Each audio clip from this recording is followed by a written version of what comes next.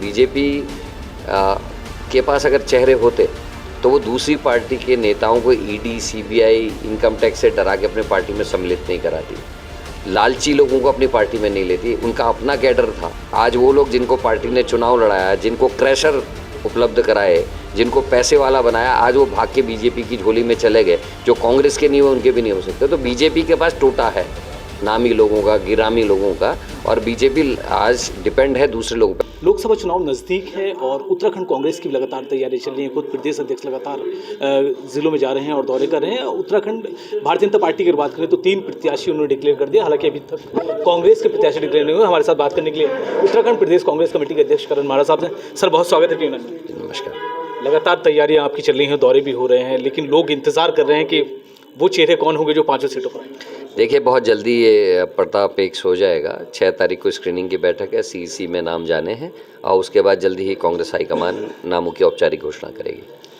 भाजपा कह रही है कि कांग्रेस के पास चेहरे नहीं हैं, हमने डिक्लेयर भी कर दिए और 2 सिर्फ बचे हुए हैं, वो भी जल्दी 6 तारीख तक सबके सामने आ जाएंगे, लेकिन कांग्रेस के पास चेहरों की कमी है। भाजपा के पास कौन चेहरे हैं? जो पुराने चेहरे हैं वो अपने दम पे चुनाव लड़ने की स्थिति में नहीं है, और इसीलिए G20 की जब टीम आई तो 5 सांसद एक भी गांव ऐसा नहीं दिखा सके जिसमें G20 की टीम को लेके जाया जा सके। नया गांव संवारा गया और बीजेपी को बार बार अपील करनी पड़े कि जनता से रूबरू होएं, रात्रि विश्राम करें गाँव में ताकि लोगों से मिल सके। तो ये हालात इनके सांसदों के हैं। डेवलपमेंट का कोई काम नहीं। उत्तराखंड लगातार पिछड़ रहा है, विकास में भी लगातार आगे बढ़ रहा है तो अपराध में।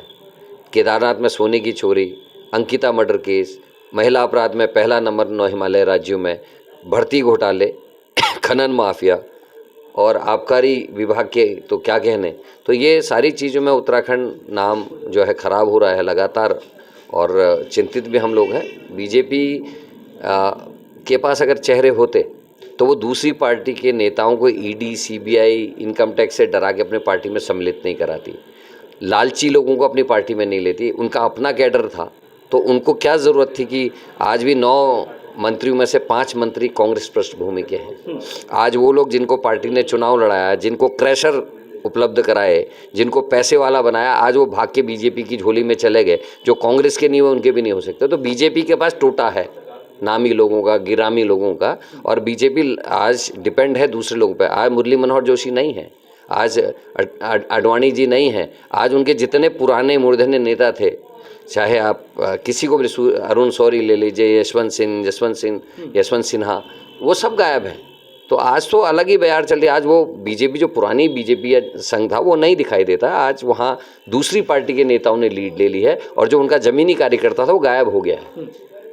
सर, 5 सीटों पर देखा कितने प्रत्याशियों ने दावेदारी की, जो उम्मीदवार हैं दावेदारी की है, और आपका भी नाम सर हरिद्वार से आ रहा है। देखिए, हमारे जो पैनल्स बने उसमें 42 लोगों के नामों में चर्चा हुई है, और जहाँ रही मेरी बात, मेरा नाम तो 2-3 जगहों से आया, वो सर्वे में आया है। क्योंकि ऑब्वियस है, जो पार्टी का अध्यक्ष होता है वो सब जगह दौरे करता है तो लोगों से संपर्क में रहता है। तो कुछ कार्यकर्ता उत्साह में अपने अध्यक्ष का नाम भी ले लेते हैं। तो उसी तर्ज में मेरा नाम नैनीताल भी आया, क्योंकि मैं और अजय भट्ट जी स्वाभाविक प्रतिद्वंदी रहे हैं, और पौड़ी में भी मेरा कुछ लोगों ने नाम ले लिया, हरिद्वार में भी कुछ लोगों ने नाम ले लिया।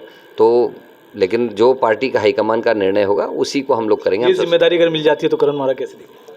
देखिए, मुझसे तो चुनाव लड़ाने की जिम्मेदारी दी जाएगी जो मुझे लगता है, और मैं पूरी ताकत से 5 लोकसभा सीटों में कांग्रेस के प्रत्याशियों को जिताने के लिए मेहनत करूंगा। सर, एक सवाल लेते हैं। जोशीमठ की अगर बात करें तो 1200 घरों को चिन्हित किया गया है डेंजर जोन में, और उनको वहाँ से अलग विस्थापित की बात की है। हालांकि उन्होंने विरोध जरूर जताया कि जोशीमठ से बाहर नहीं जाएंगे। ये दुखद है, क्योंकि जोशीमठ 80 करोड़ से ज़्यादा हिंदुओं की आस्था का केंद्र है।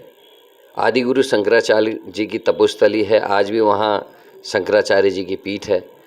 हमारे इष्ट देवता नरसिंह भगवान का घर है, और बद्रीनाथ भगवान भी 6 महीने वहीं प्रवास करते हैं। अगर जोशीमठ का क्षय होगा तो निश्चित ही इससे गंभीर घटना नहीं हो सकती। नई टेक्नोलॉजीज़ आ गई हैं। ये सरकारों ने जो अपने घुटने टेक दिए हैं बड़ी कंपनियों उसके आगे, उसका नतीजा है। रेहनी की घटना के बाद अगर हम लोग संभले होते तो जोशीमठ का ये हाल नहीं होता।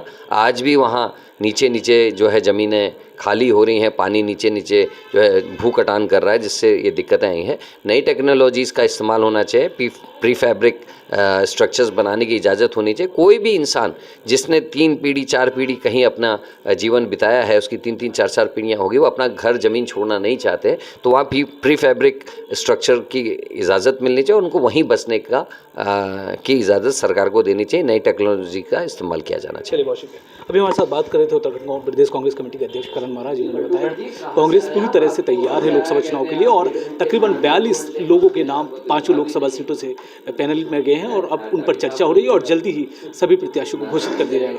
देहरादून से वीडियो जर्नलिस्ट जॉन जैदी के साथ आदित्य पाशा।